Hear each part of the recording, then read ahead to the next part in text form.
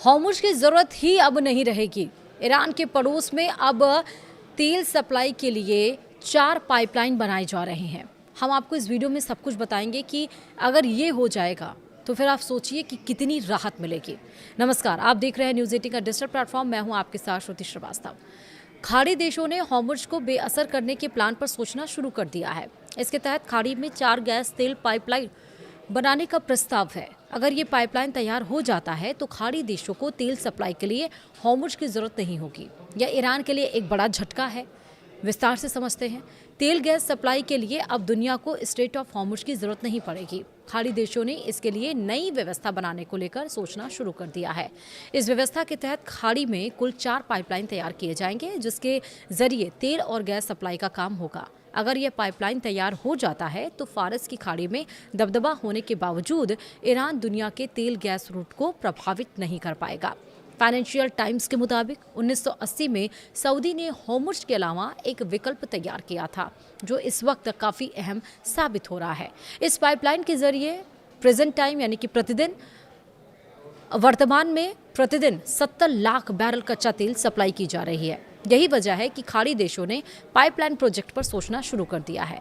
खाड़ी में अभी सिर्फ एक पाइपलाइन है जो सऊदी में स्थित है। सऊदी फारस की खाड़ी के किनारे तेल उत्पादन कर उसे लाल सागर के किनारे स्थित बंदरगाह तक ले जाने के लिए यह पाइपलाइन तैयार कर रखा है। इसे 1980 के दशक में बनाया गया था, जो कई मौकों पर कारगर साबित हुआ है। और इसी तर्ज पर 4 और पाइपलाइन बनाने का प्रस्ताव है। वहीं 4 कौन से? ईरान तुर्की पाइपलाइन। इस प्रस्ताव के तहत इराक के किरूक से लेकर तुर्की के सियान तक एक पाइपलाइन बनाने का प्रस्ताव है। इसकी लंबाई 970 किलोमीटर है और इस पाइपलाइन के तैयार होने से तेल को आसानी से भूमध्य सागर के जरिए सप्लाई की जा सकती है। दूसरा है हतीदा अकाबा लाइन पाइपलाइन, यानी इराक के हतीदा से जॉर्डन के उकाबा तक एक पाइपलाइन प्रस्तावित है और इसकी लंबाई 1154 किलोमीटर हो सकती है। और इस पाइपलाइन के निर्माण होने के बाद लाल सागर के जरिए तेलों की सप्लाई आसानी से की जा सकती है।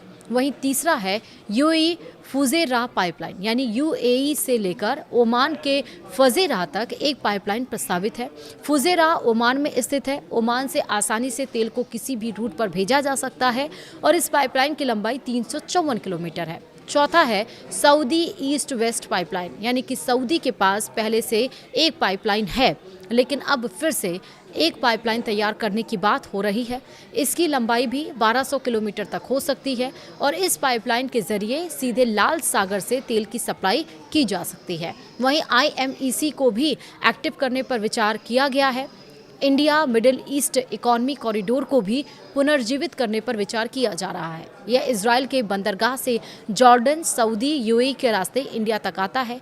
इंडिया के जरिए गैस और तेल को आसानी से दक्षिण एशिया में सप्लाई की जा सकती है। यानी यह कॉरिडोर फिर से पुनर्जीवित होता है तो दक्षिण एशिया में तेल सप्लाई करने में परेशानी नहीं होगी। हॉर्मुज़ की कोई ज़रूरत इसमें नहीं रहेगी।